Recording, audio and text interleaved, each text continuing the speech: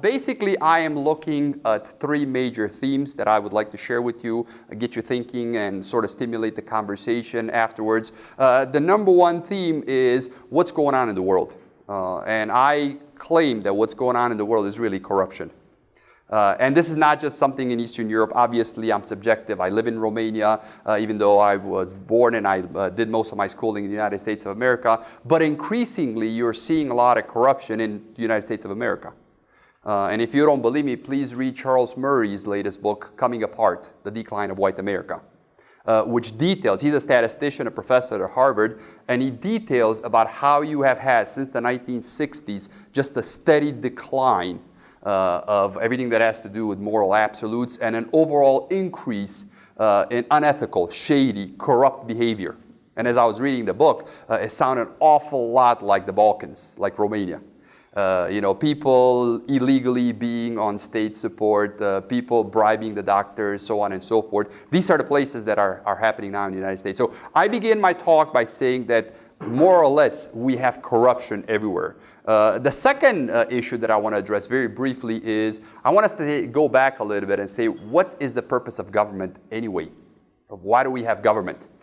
And there are some extreme right-wingers who say, nah, government is just an evil. And there has been talks, a lot of authors that have said we need to do away with government and just let markets, let the private sector take over. I don't agree with that entirely, but there is a debate. There's a debate. And then the third issue where I want to spend most of my time on is what does the Bible talk about? Because fortunately, we have many models in the scriptures that tell us what somebody involved into politics, into public administration ought to look like and what to do. And I have chosen four models. There's others, but I've chosen four models. I've looked at Joseph in the Old Testament, who was the prime minister of Egypt. I have looked at Daniel, who was also the prime minister under three different kings. We are going to take a look at Nehemiah, who was, interestingly, the cupbearer of the king, and we'll go into the details there. And the fourth model is Paul the Apostle, who, you may not know it, was involved in politics, was involved into a quiet revolution. And let's see if there are any kind of lessons for us to learn into the 21st century for Eastern Europe, but increasingly, I think that this is valid for everywhere. So let me begin by making the distinction. I think it's very important for us to make the distinction between politics and public administrators. And this is very, very important because politicians are elected officials. Politicians are elected officials. Politicians are, public administrators are appointed officials. So keep that in the back of your mind as we are going to talk about this, because I will again and again make that distinction. So the quest for economic growth and the delivery of public goods, that seems to be the mantra. And I love a quote by Samuel Huntington, who wrote, I believe, in 1999 or 2000, very interestingly saying that the triumphant religion of the 20th century was not Christianity, was not Islam, but it was economic growth. So just about every government of all swipes, I mean, North Korea, Iraq, you name it, seems to be worshiping at this holy grail of economic development. Now, I know many of you are coming from different backgrounds, and especially talking about Europe, we seem to think that the migrant crisis is the number one crisis. I disagree with you, respectfully. Europe primarily has an economic crisis.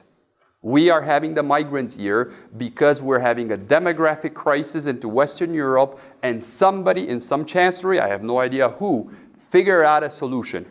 And said, well, since we're not going to have lots of young people to replenish those older ones that are dying, let's try to import them from somewhere.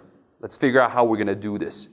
And again, I don't want to go into conspiracy theory, but there is a lot of validity to the economical argument. So again, please keep that in the back of your mind as we move on. The fact that economics seems to be the thing. So if you look at the literature, basically what we're looking the government to do is a couple of things. Number one, we want the government to deliver basic public goods. What does public good mean? Everybody probably knows the definition. It is something that everybody benefits from. And if somebody consumes it, it does not necessarily diminishes. So for example, a good road is a public good. Okay? Security is public good. So we want the governments to provide that. And then the authors, the experts, split it up into security and non-security public goods. And especially those of you who are in Eastern Europe, you know that that is the cry. And in the political rallies, people say things like, we want it here like it's in the West. What do they basically refer to? Well, they talk about roads, they talk about healthcare, they probably talk about education, very basic public goods. And interestingly, with a few notable exceptions, there are few governments in the world that are able to deliver that. Interestingly, if you look at the literature, there's a lot of experts who are complaining that places like UK, like United States of America, are not delivering the public goods like a place like China. If you travel the world, you know there's a significant difference between John F. Kennedy Airport, okay, and Beijing Airport. And you're looking at John F. Kennedy and you say, boy, that's not a safe place. I don't know who's building it. I don't know who's maintaining it. I'm looking at the potholes on the freeways in Chicago. I'm looking at the railway station in places like United Kingdom. The government's not doing its job. This is the most fundamental thing. It's not delivering those public goods. But the second one is the whole notion of economic and social development. And this is an issue in Europe, and unfortunately Europe seems to be the laggard in the world. So there's really three big places in the world that count, more or less. So you have the United States of America, who remains the leading economy. And even though they had the 2008 crisis, through its entrepreneurship and its through innovation, it figures out a way to reinvent itself. So even though they sort of shut down or they sort of limited places like General Motors and Chrysler, they have reinvented places like Facebook and Google. So all of a sudden you have all this wealth being created, and you're seeing what's happening in Silicon Valley with the great unicorns, companies that are worth over $1 billion and they're not even listed, like Uber, like Airbnb. Just so you know, all the troubles of the world start in California. And I'm not being facetious here. They start in California because those people don't do anything else but innovate. And if you want to know more about this, please read Schumpeter's book, Creative Destruction. So they're looking at everything that moves and say, how can we do it better? And if in the process we're going to destroy a few industries, oh well, so be it. In the long run, it'll be wonderful. In the short run, it'll be painful. So we're going to put a lot of people out of work. Tough luck. Can you just, I'm sorry, I know my time is limited, but can you just imagine what will happen if Google actually accomplishes a driverless car? Can you imagine the number of cab drivers that are going to be unemployed, the number of lorry drivers that are going to be unemployed, the number of bus drivers that are going to be unemployed? This is going to be awesome. But in the short run, somebody's going to be woefully ill-prepared. And because of the innovation that's happening in California, you are having problems in places like Spain, where you have the millennial generation having an unemployed rate of about 48, 50%. You have problems, I'm sorry for all my American friends, like Donald Trump, who's coming up and saying, I know why you're having problems, and I can also fix it. I'm going to build all these great walls, and I'm going to go bomb everybody and ask questions later. But that resonates with people, because technology is absolutely changing their lives. Well, the question is, who's driving that growth? And here's you have two schools of thoughts. One is, let the private market do it. Let the investment bankers from Silicon Valley and from New York City drive that. Or, let's have the government do it. And obviously, you can only imagine who believes what. So the Americans believe in the private market, or at least more or less the private market. Europeans say, well, let's have a big conference and let's figure out some EU funds that we're going to finance innovation. So since 2000 or 1999, the European continent keeps talking about how we're going to be the most innovative continent on the planet. It's been 16 years and we're sort of like, whoa, whoa, whoa, not really there. Because there are some things that the government can and some things the government cannot do. Anyway, I don't want to go more into that. There are four major tools that the governments use in order to do this. Tool number one, it's institutional capacity, where the government literally is a player on the field. So it sets up agencies, it sets up institutions. Number two, it's the organizational capacity. And there you have an issue of quality and an issue of quantity. Anybody who's been involved in government work knows that those are your two main constraints. I don't have enough public servants, and the public servants that I have are not qualified enough. I was at a conference about a week ago with a number of law enforcement agency people talking about cybercrime. I mean, if you want to talk about some people that are having hard times, I mean, imagine trying to hire a professional world-class hacker on a government salary. When these people can break just about any bank they want and they can siphon millions of dollars, and what you're trying to do is you're trying to convince them to come and they work for you and just to take a government salary and rejoice in the pension. Doesn't necessarily work into that. And then the last two tend to be quite tricky, which is the policy capacity and the political capacity. And anymore, especially in the European Union construct, we are looking and we're talking about who is influencing who? Is it the public administrators, the technocrats that are influencing the politicians, or are the politicians influencing the technocrats? For example, my own nation of Romania, now is experimenting with a technocratic government. So all of a sudden we're having a government that is no longer politically affiliated, or at least is not supposed to be politically affiliated. And increasingly, as we're moving into the 21st century, the old model of right-wing, left-wing, center-right, so on and so forth, is sort of moving away. We're having a realignment, and all of a sudden the tension is really between Brussels and the national capitals. So now we're talking about, well, who's who? Now we're increasingly talking about individuals who are from the private sector and individuals that rely upon the government.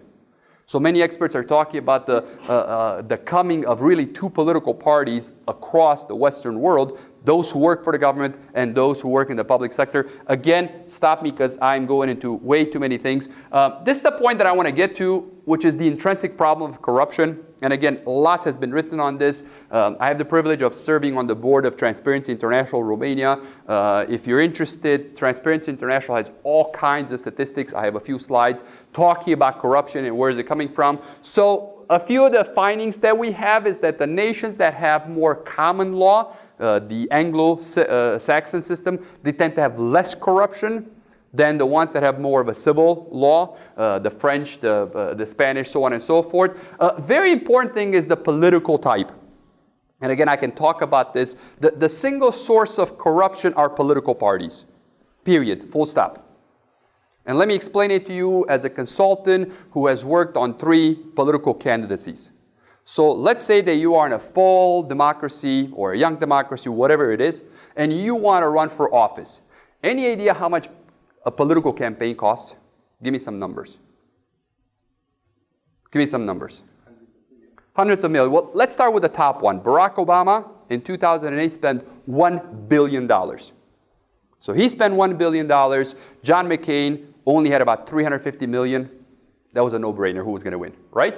Now, Romania is a small country. We only spend about $2 or $3 million per election. And this is if you want to be a deputy, if you want to go for Senate, you spend a little bit more than that. Question, where's the money coming from? That's a fundamental question. It's coming from a lot of contributions.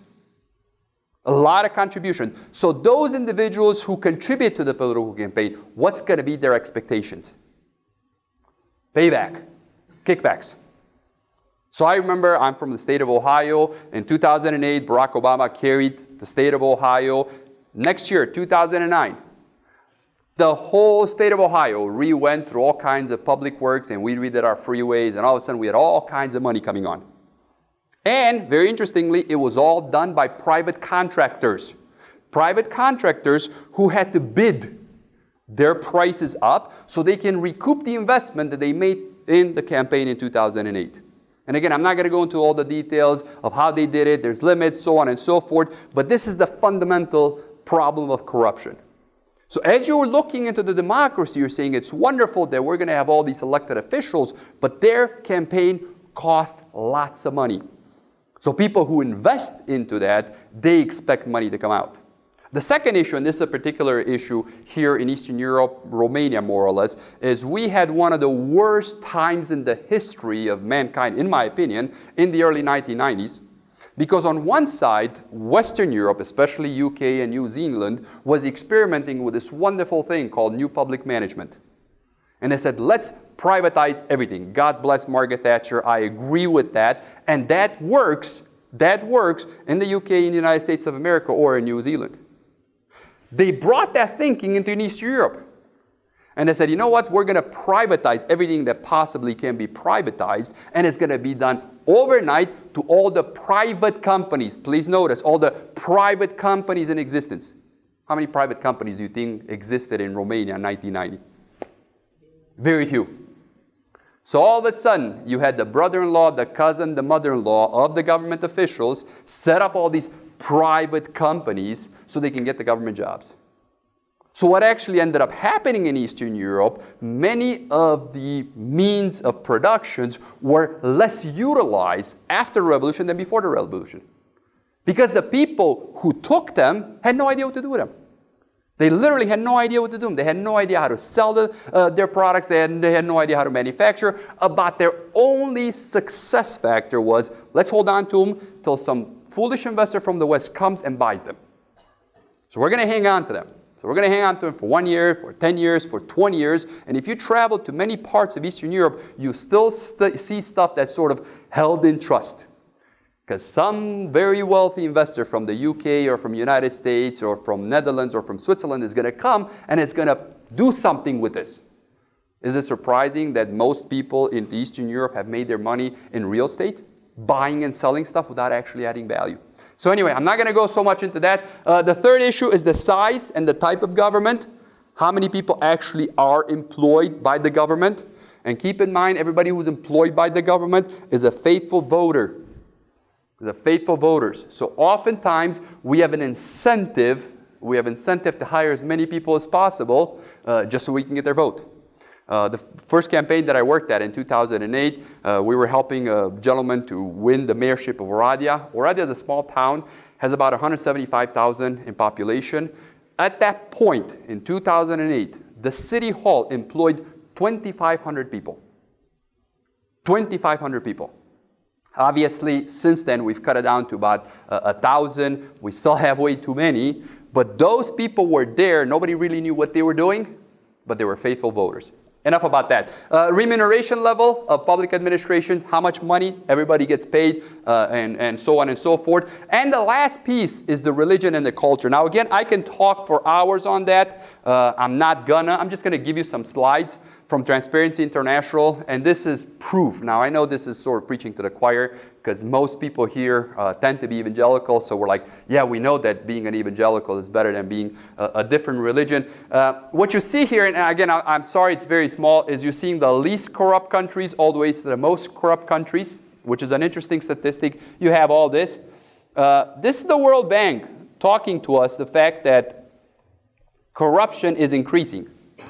So the World Bank estimated in 2004 that the estimated bribes they are giving worldwide over is about 2.5 of GDP. 2011, it went up to about 5% of GDP. Just to put that in perspective, that's the equivalent of Germany's gross domestic product. So the world over has a few billion dollars that they give in bribes. This is the one that I want to pause for just a moment so you can take a look at the least corrupt nations. And interestingly, what is their religious background or what's their culture? So there is a direct correlation. We have in Romania an initiative called the Integrity Summit for Prosperity, where we argue that in the long run, you get to be more prosperous if you do business ethically. And this is typically what we start with. Look at the top 10 countries, and actually you can go down to the top 25 countries. An overwhelming majority of them are countries that have an evangelical or Protestant background. Some would always argue, about Singapore or Hong Kong. Even those I consider to be British protectorates. And you're taking a look at what's happening now with Hong Kong since it's gone back to China. Just give it a few more years, and I think it's going to probably drop below number 25. So again, when you're taking a look at the culture which actually generates the corruption acceptancy, you have within Christianity the three streams. So you have the Protestants which have been very, very, very much influenced by the Old Testament Christianity. They're Protestants, if you take a look at it, the church is the basis of a corporation. The church is the basis of the parliament. And the key component of the church, of the Protestant church, is the whole issue of checks and balances. Very often when I talk to my evangelical friends about this, they get very annoyed, so I apologize. I don't mean to insult you. But I always say, you know what's the most wonderful thing? What's been the biggest contribution that Luther gave us? Luther gave us the right to break away. And I know it sounds terrible because oftentimes we as Christians, and we hear this from pastors saying, oh, we want unity. Oh, we want unity. Wouldn't unity be wonderful? Yes, it would be wonderful. But from an economical perspective, from an entrepreneurial perspective, unity typically does not lead to economic development. So the Protestants are the ones that said, look, here's the way the church operates. If somebody has a better idea of how to do this, go ahead and break it up. I know theologians jump up and down and, oh my God, this is getting recorded. And they're like, no, you can't do that. But by the fact that we allow that within our premises, that makes it in the long run a lot cleaner. I don't know if you understand what I'm saying. It makes it less corrupt. And again, there's a lot of authors about that. The one that I recommend to you is The Spirit of Capitalism by Max Weber. And Max Weber is the godfather of bureaucracy, what he calls the iron cage. So when Max Weber came up and said, listen, everybody's going to be corrupt. I don't care who you are. You can be German, you can be American, you can be British. Doesn't matter. The only thing that matters is, are you going to set up an iron cage, a system of checks and balances? The American Revolution and the British Parliament before that, we always knew that people were going to be corrupt. So what we're going to do is we're going to reduce the corruption. We're just going to reduce the corruption. In contrast to the Protestants, you have the Orthodox mindset. The Orthodox mindset is very interestingly, well, that's not really corruption. So a lot of the writings that you see in the Balkans and in the Russians, they look at it and they say, well, let's redefine corruption. So the fact that you give a doctor a little envelope to treat you, is that really corruption or is that a sign of gratitude? Well, let's talk about universalism versus particularism. If that's your cousin and you hire them for your job, well, you want to hire a perfect stranger? I mean, come on, get real. You want to hire somebody that you know. You want to develop some sort of a cohesiveness. It's all about the family. And then, the Italians took it a step further, Cosa Nostra and everything else. But in most that mindset, that's not corruption. That's not corruption. So you have the different type of stuff. Can I explain what I meant by the fact that Luther contributed with the whole issue of breakaways, or the contribution that Protestants have had to economic development and the creation of a modern society? All right. So again, without offending anybody, the Orthodox mindset and the Catholic mindset was really a pyramid thinking. So you have somebody up at the top who knows everything, they receive it from God, so everybody better obey, right? So Luther comes in and says, well, really, that's not the case. So what we're going to do is we're going to make it okay for us to disobey that top person. And that became part of the DNA. The other thing that Luther contributed, and I'm going to come back to this, is he educated people. Before Luther, people were never encouraged to read the Bible. And as a matter of fact, before the 15th century, 90% of Europe did not know how to read and write. And again, without being insultive, oftentimes people go to Rome and they visit, all the beautiful churches. I find those churches very offensive because the paintings on those churches implicitly said people don't know how to read and write the scriptures, so they need to have pictures drawn to them. So the message of the gospel was really painted, sort of like you do to the little kids. So Luther comes in and says, we want you to read, okay? And we want you to question authority. Now, this sounds terrible for any evangelical because we're not supposed to be disobedient, and I'm not talking about disobedience. But what I am talking about is the fact that when you see a flaw, you as a lay person are expected to stand up and say, you're doing something wrong. Now, this notion was inexistent. In the old mindset, the Catholic mindset, the Orthodox mindset, even, the non-Christian mindset. I won't go into the Islamic mindset because that's totally a sort of blind obedience mindset. But the evangelicals said, listen, it is perfectly okay for you to go to the leader of the church and say, brother, sister, you may be wrong.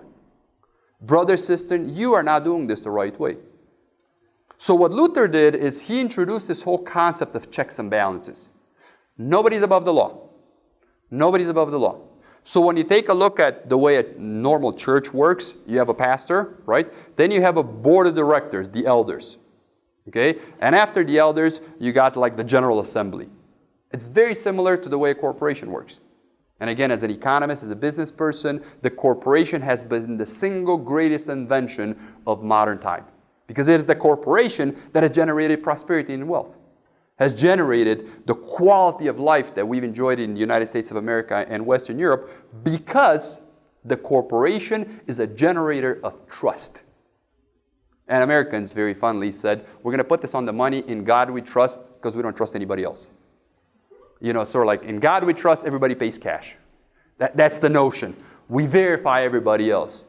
We know you're going to be corrupt. We know no matter who you are, you have a natural tendency, a sinful tendency to be corrupt. So the best we can do is the iron cage. So that was Luther's contribution by the fact that he said, you know, I broke it away from the Catholic Church, you feel free to break away too. You know? So countries that are more wealthy tend to be less corrupt, because people have more at stake. So if you have a public administrator who's highly paid, has a good salary, they're going to think twice of the kind of corruption they'll have. In actuality, the nuance is that the type of corruption that we see in the West is sort of like the FIFA type or labor type. So, you know, sort of the mindset in America or the UK is, if I'm going to go to hell, I'm going to go for something good. You know, it better be something good. In Eastern Europe, it's like, you know, packet of cigarettes, no problem. So that's the second one. And the third one has to have with the availability of the system around them. You know, the historical, the bureaucracy, what has happened with other people who have behaved corruptly in the past. Let me get into some biblical models. And again, I'm going to put on my preacher hat now, and I'm going to start preaching. And I'm going to start preaching because this is based upon my 15 or 20 years of searching my heart and saying, okay, are there models in the scripture of individuals who've done it? Now, again, there are also models in histories. You know, we have the Wilberforce, we have some other individuals that have done just a tremendous, tremendous work. In my opinion, they don't have the weight of the scriptures.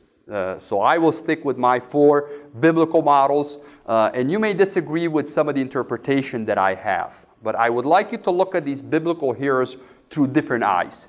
And I want you to imagine that you're actually meeting these people for the first time.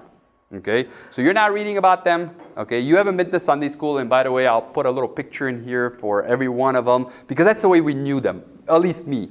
You know, I went to Sunday school first, and I heard about Joseph and the coat of many colors, and I heard about how terrible his brothers were, and I heard all those kind of things. And to my mind, Joseph is just a biblical character from a childhood story. I want you to look at Joseph as the prime minister of the most powerful nation in the world. I want you to look at as a trusted advisor to Pharaoh. Now again, there's no democratic elections here. And there are really 4 characteristics that I want to underline here. Number 1 is character, not charisma. So the thing that propelled Joseph forward was his character, not his charisma. And this is a huge, huge debate among Christians. Oftentimes they say, look, if you're a preacher, if you're charismatic, if you're sort of bigger than life, if you've done all kinds of things, boom, go into politics. Come on, you can do a sermon, for sure you can do a rally. It's all about charisma. In my personal experience, charisma is probably the most dangerous thing there can be for a politician. Charisma is very, very dangerous. Why? Because oftentimes you are tempted to do the ministry in your own power. And I want to leave you this verse from Zechariah that says, not by power, not by might, but by my strength. And in my opinion, in the last 50 years, in Romania especially, I've seen many, many people who have been doing the ministry in their own charisma or in their own power. Somewhere along the line, they started quoting Nebuchadnezzar. Isn't this the mighty Babylon that I have built with my own hands?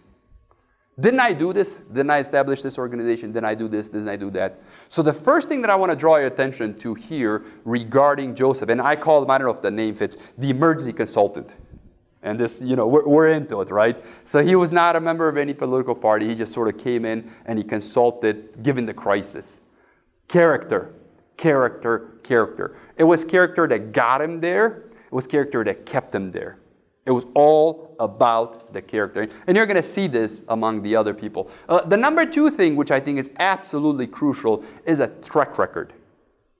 So before Joseph got appointed to the prime minister's job, he already had two administrative positions. One, he already ran the Potiphar's household. And talk about, working your way up.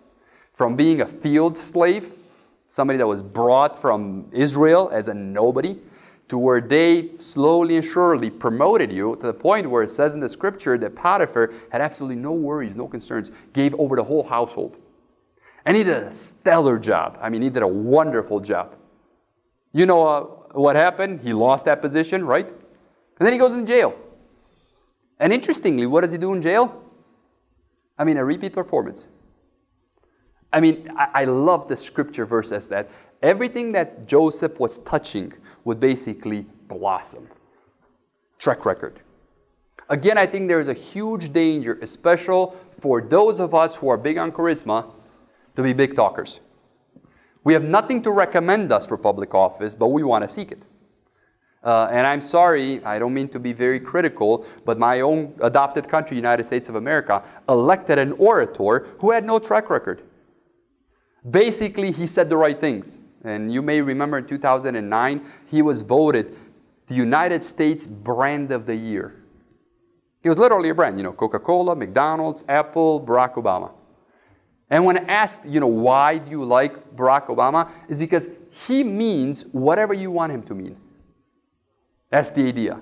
No track record. When you look at Joseph and when you look at the other men and women that God has used, especially in a very dangerous place, a corrupt place, he was a person who had a track record. He had success stories to validate him. Number three, referred, not elected. Now here I'm going to share my personal opinion, and hopefully it's going to be a topic of debate. I don't think that you can be a 100% Christian and run as an elected politician. Ouch. Sorry. Unless you're a multimillionaire. Unless you're independently wealthy. So if you are independently wealthy, then you can be an independent, so on and so forth. I have seen most cases people having to do all kinds of compromise. Now again, in the European system, you have the possibility of being in a coalition government, so on and so forth. But by and large, I see this in the scripture. I don't see people as being elected as much as I see them appointed. So if I go to the public place, I go as what? If I go and I say, I would like to earn your vote, I will run my campaign, I will campaign for 6 months or a year, and I want you to vote for me. That means that people in a democracy will vote for me, and implicitly, at least as I understand it and as I see the year 2016, somewhere along the lines, you are going to make a compromise. Somewhere along the lines, you're going to make some sort of compromise. That's what I'm saying. It doesn't always happen. There has been a few rare occasions when it didn't. But by and large, I think that temptation is huge. Especially when you're talking about Eastern Europe, or Europe in large, we are not representing big majorities. I mean, I don't care how you slice it, how you dice it. In terms of evangelical Christians, you are never above 5%. Please correct me. I don't know if the UK is differently and you have a higher percentage. But any way you cut it or you slice it or you dice it, it's a 5% type of situation. So your best bet is really to be sort of the kingmaker in a coalition government. So there is a situation. But I personally, the way I understand the scripture, I see this appointed post. I see this appointed post. Joseph was like this. Daniel was like this. Nehemiah were like this. They were not necessarily elected. The only example that I saw as an elected official in the Old Testament, and this is a sorry excuse for example, we literally don't have them, is Balaam. Remember the Old Testament story where he's a priest and then he's sort of elected. I don't know. You can also call him a consultant into Balak's when he was called in to curse the Israelites, and he ended up not cursing him. But what he ended up doing is blessing them. But later on, he taught Balak to bait the Israelites with all kinds of parties and all sorts of temptations and all sorts of things where God actually came and judged them. So again, we don't have an example in the scripture, with the exception of Israel, but Israel is a separate case. Being appointed, wouldn't that lead to an equal compromise? It could. I mean, just so we're clear here, I think that this is the most dangerous place for Christians to serve, because this is the epicenter of power, and it's a very dangerous situation. My argument is, and it may be a flawed argument, that if you're an appointed person, you can negotiate your position in there where you wouldn't have to make a compromise. And again, when I get to Daniel, I'll get to that, because Daniel was confronted with that, and he was willing to pay the price. I mean, he went into the lion's den, and literally God saved him, or he went into the fiery furnace and God saved him out of there. But along the years, he didn't compromise. He said, all right, you don't want me as an advisor, you don't want me as a consultant, that's fine. I'm willing to die. I'm willing to die. And it was only God that saved them. There are examples in history of whom God did not save, but they still didn't compromise. The flip side of it that I have seen, at least in Romania, and remember I'm very colored by that, I have seen many compromises being made by elected officials.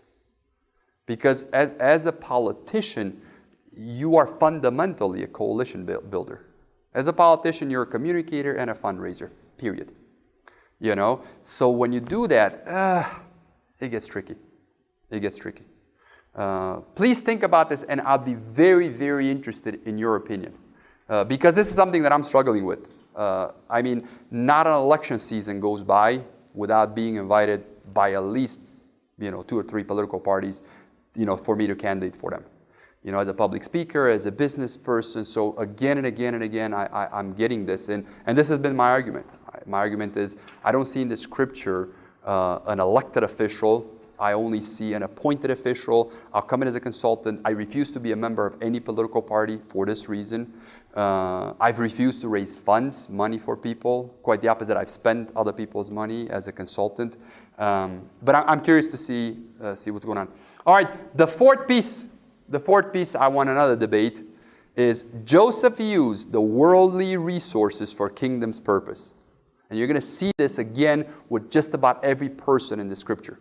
So what I mean by this is that you remember the story when finally he was reunited with his brothers, and it's the midst of a famine, okay? And he talks to his father and brothers and coaches them, hey, we're going to go before Pharaoh. As you're going to go before Pharaoh, let me teach you what to say. Tell them that you're shepherds, because I know the Egyptians can't stand sheep, okay? And tell them, and I'll arrange it in such a way where you're going to get Goshen. I mean, this is basically a private, a public property that's going to be given for private use. I'll come back to that, because in the European Union, especially in Eastern Europe, a big debate is, should we as Christians take EU funds to do the ministry? A week doesn't pass by for somebody to come into my office and say, I want to apply for grants, do you think I should? Is this a good idea? Look, we have a battered women situation, we have a workforce retraining, should we access money? And again, when I'm seeing the scriptural models, these guys did. They took money from the king's purse, the treasury, and they used it for biblical purposes. I will explain that more, and I'll share my opinion when we get to Nehemiah, because he really did it. I mean, if anybody did it, Nehemiah, he went to town on that. All right, number two, The second one is Daniel. Now, I'm very subjective here, and you've heard my subjectivity by the fact that oftentimes the evangelical Christians don't put a lot of stock in education, okay? And I think that we are shortchanging ourselves with that. I don't think that's anywhere in the scripture. It's anywhere in the scripture. You look at Hebrews 11, at how many people that are being educated, it's unbelievable. when you look at the way that God has transformed the world, and even last night was mentioned in the plenary session, the fact that we've always been about structure, about education. Moses, when he pulled people out of Egypt, he set up a little school of leadership, school of government. Later on, Samuel, when he was in the midst of the crisis, Eli was ruining the country, he set up the school of the prophets. Daniel, interestingly, Daniel apparently was the establisher of the school that later graduated the Magites who visited Jesus. And again, I don't have a lot of proof on that, but what I do know for sure is that he was educated. What I do know is that he's educated. Most people, when they talk about Daniel, they only stop at Daniel chapter 1, verse 8. Daniel chose not to defile himself with the things of the kings. I'm wonderful with that. They forget about Daniel chapter 1, verses 20th and 21, where it says that in all things that the king asked of Daniel, he was the top. He was the best. And Daniel lived like that in his entire, it almost talks like, what's his secret? Education. Education. He graduated at the top of the class, and he stayed at the top of his class. That's why I'm calling him the educated technocrat. He was basically smarter than anybody else. He was smarter than anybody else. I love that. He invested in education. He educated others. He educated himself. He was always at the top. Please keep in mind, Daniel was kind of like the prime minister under three kings. Under three kings. Under the Communist Party, under the Liberal Party, and then, when the Russians invaded, they still appointed him. It's like, whoa, how do you do that? By being excellent. By being absolutely excellent. The second characteristics of Daniel, and this is incredible, he was an impartial, selfless, as opposed to selfish, selfless technocrat.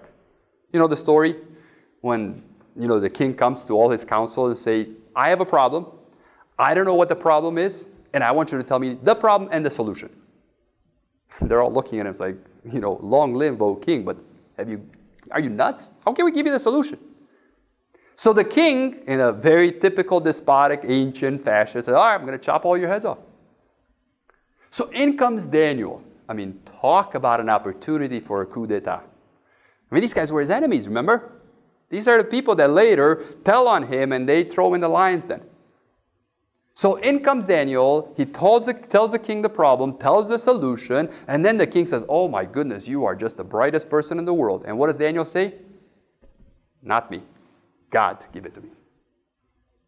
He uses this as an opportunity for evangelism. This, in my opinion, this is just incredible. I don't know if you ever thought about this, but do you know that in heaven we're going to see Nebuchadnezzar? Do you know we're going to see him there? This is very interesting. Out of all the people, many people that I look forward to talking, I want to talk to him. I want to talk to him. And he became Christian. He was born again because of Daniel's ministry. Because when everybody was promoting themselves, if you know anything about politicians, this is like Big Egos International. If you know anything about people in public arena, this is just ego upon ego upon ego. Everybody just promoting themselves. And here's a man who has the chance of a lifetime. He says, no, it's not me. God is the one that gave me wisdom. So he's impartial and he is selfless. And the third one is the believer of an ecosystem and the creator. The picture that I have in there is him and his friends. You always see Daniel around, surrounded by people. He's never really alone. He's helping his other people. And I believe that this is a very, very important lesson for us as we are trying to penetrate the secular public place. Make sure you have a team. Make sure you have people who pray with you. Make sure you have people who support you. Make sure you have people who come alongside with you that can mentor you, that you can go back and forth. He was a strong believer in the ecosystem. Bless you. He never got to go back to Israel. Apparently he was too old. And if you look, I believe in Daniel chapter 10, he starts praying that prayer after he looks into the scripture and knows like, hey, 7 years are up. Okay, he was probably too old for that. But the people behind him did. And I'm going to go into that in a minute. Again, worldly resources for kingdom purposes. He did it very, very well. Here we go. One of my favorite, Nehemiah. Now, again, let me just pause here for a second and tell you what Nehemiah did. Because the scripture says something about him which can be a little misleading. You know, he was the cupbearer. So we're like, okay, so he was a wine connoisseur. And some of us coming from very conservative backgrounds like, oh my goodness, is he really in heaven because he drank wine? I mean, this is really not working out, right? He was more than the cupbearer. Anybody here seen The West Wing? It's an incredible series. In The West Wing, the President of the United States has a body man. His name is Charlie Young. That was kind of like Nehemiah's position. A very trusted person. Very, very trusted person. So please take a look at that. I call them the ambassador. Ambassador. And there's a few characteristics, a few lessons that I think we can learn from him. One is the issue of trust. I mean, the king trusted him with his life. Apparently, Nehemiah was a disciple of Daniel. So he came from that school. He got to go back to Israel. Daniel didn't. But he was working for the king. I mean, he was working for the king, and the king trusted him. So he probably trusted him because of a personality issue, but also trusted him because of his competence. Incredible, incredible man of character. Number two, I love this. The ability to reinvent himself. Now again, I'm still fairly young, although not that young, but I'm dreading the inability of not inventing myself. So early in his career, Nehemiah is the cupbearer, right? He works in a very civilized nation with rules, with regulations, with resources. I mean, things are going wonderful. Then all of a sudden, boom, he's switching. He's going back in a very, very broken down scenario. Our friends in the back were talking about nation building. That's really what Nehemiah did. Nehemiah said, all right, so up till this point, I've been living this posh life in the palace, sort of drinking wine, sort of advising the king. Now it's time to roll up my sleeves. And literally, if you read the book of Nehemiah, it's incredible. I mean, this guy's a construction worker. I mean, this guy, he's out there. He's doing everything that has to be done. He's doing everything that has to be done. He has this incredible ability to reinvent himself. Now, I also relate mostly with Nehemiah because I too went through a similar experience. So I left Romania at the age of 12, lived in the United States of America, swore I would never be back in Romania. Ever, ever, ever. I mean, for a while, I tried forgetting the Romanian language. So I only spoke English. And then slowly God starts working in my life. The first time that really broke my heart is when I watched on television, on American television, this TV show called The Shame of a Nation. It was a Barbara Walters special about the orphans of Romania. And it just broke my heart. Because God said to me, Sebastian, you could have been one of those. Here you are, you're in America, you're successful, I gave you skills, you started your own company. I was 15 when I started college. I was 17 when I started my first company. God gave you those things. I didn't give them to you so you can feel good, so you can boast about them. I gave them to you so you do something with them. So finally, after many, many, many years of fighting with God, I said, all right, God, I'm going to go back to Romania. And when I got back to Romania, it was like taking a cold shower every single morning. Those of you who are from Eastern Europe, you know kind of like the situation. I was early Sunday morning, my first day in a church service outside in the courtyard. As we're getting ready to go to church, somebody who knew us comes in and screams at the top of his lungs, "You traitors, you're back. Welcome back, you traitors. You left the country, now you're coming back, huh? You're going to come and give us lessons, right?" The ridicule that I have endured over the last 10 years have been incredible. I can imagine that Nehemiah got some of that. I can imagine that when Nehemiah went back, he had some unkind people. As a matter of fact, the scripture tells us he did. As a matter of fact, the scripture tells us, I can only imagine his prayers. Saying, God, I'm throwing in the towel. I'm done with these people. Look at them. Look at them. I'm trying to build the city. I'm trying to rebuild the community. And not only they don't want to help me out, they want to hinder me. Look at him as a politician and as an administrator. a politician and an administrator. Somebody who both works as a construction worker and at the same time he builds a broad coalition. Deals in PR, has these large ceremonies. He gets people to read the scripture. He does all these wonderful political things. He's building a community. He's wonderful. And the last one, which I promised I was going to explain, and this is, in my opinion, a very, very tricky role for public administrators or politicians, is should we use public money for private or kingdom purposes? Now, there are some lines of thought say, no, stay away from that. And certainly the background that I come from, the Baptists, we say, no, we will have nothing to do with public money. If you ask a good conservative Baptist why Europe is in the situation that it is, the solution is very simple. It's because the European Christians have accepted public money. And there's some truth in that. Because you look back in the 50s when all the priests and all the preachers went to the state and said, can you pay our salaries? They were disincentivized to service the ministry, their flocks. So what you're seeing in many, many parts is that the preachers, the priests, they're really just some tour guides. Here's a nice cathedral. Thank you, I got that. Here's a nice cathedral. Here's a nice place that existed, so on and so forth. Because I'm going to get my money from the Minister of Culture. I'm going to get my money from some nice fat paycheck from somebody. I don't need to service the people. I do not need to compete in the marketplace and remain their pastors. Again, that's a much, much, much more controversial topic. Worldly resources. I see Joseph doing it, I see Daniel doing it, and I see Nehemiah doing it.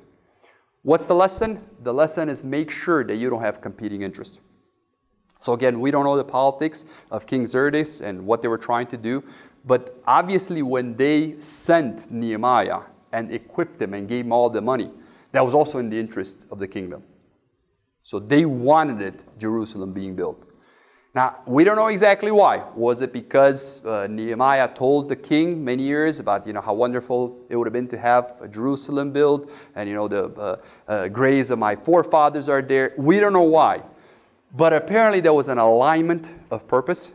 So he utilized public money for private purposes in such a way that things work good. All right, the last one, since my time is almost up, St. Paul. He never saw himself in government. And I believe that this is the most effective way to change government.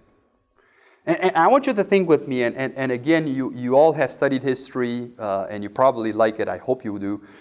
So Paul comes on the scene in the 1st century, and 2 centuries later, the entire empire changes religions.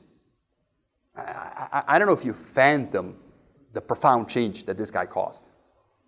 So in the year 313, all of Rome changes to Christianity. Now again, you can argue whether it was fake, whether it was not, all those kind of things. But for sure, that happened because of what Paul did. I call him the unintended revolutionary. Interestingly, nowhere in the scripture is revolution advocated. Nowhere in the scripture is this violent overthrow. But again and again and again, he puts the emphasis on the spiritual over the physical. He says, work on the character, work on the character, work on the character. He talks about being born again. He talks about having a spirit-led life. And if you listen to the message last night, it was more or less exactly, what I prepared here. So the emphasis was on the spiritual. The second one, and again, he seems to be targeting the capital cities and the elites. I don't see Paul preaching in many villages. Now again, please forgive me, I have nothing against villages. God bless everybody in the village. But I see him going again and again and again in the big major cities of the Roman Empire. I see him approaching and ministering and winning for the gospel those in the house of Caesar. People who were close to Caesar. I see him always talking to the church leaders. I see him always ministering to that. I see him establishing the church, this parallel universe. This, as I call it, the voluntary civil society. And the key word is this voluntary society. He establishes the church, and if you look in the scripture, especially in 1st and 2nd Timothy and Titus, he talks very, very clearly about what the blueprint looks like. Now, obviously, he's being inspired by the Old Testament, so many of the Hebrew traditions are found in the New Testament church, but this church is just something amazing. Just something amazing. How are we to deal with social problems in the church? Well, we're going to make sure, first and most of all, that they're true social problems. You know that passage that he says, okay, if a widow wants to come in and get financial support from the church, make sure she's a true widow. Oh, not only that, does she have any relatives? If she has any relatives, make sure that those people will take care of her first. I mean, this is inspired from the Old Testament. Remember how in the Old Testament, people were supposed to be taking care of the poor? They were not supposed to be having handouts. What was the model? As you're going to go and bring in your crops, be sure to live some of it back so they can go and work for it. So you give them dignity. Read the book of Ruth. It's just an incredible model of what social enterprise, social entrepreneurship looks like. But the key to it was the voluntary society. We voluntarily take care of the social problems. There's a very influential book actually written by a non-Christian sociology, The Rise of Early Christianity. And he says the reason that the entire empire switched over was because these Christians actually solved social problems. They were not about yeah. They were not about just keeping the status quo. They looked at the problem and said, let's solve them. Let's solve them. Thank you, I got that. Let's solve the problems. And this is what Paul does by establishing this parallel universe, this parallel civil society. Humbly, I submit to you, if we want to make a transformation in Europe, that's where we need to start.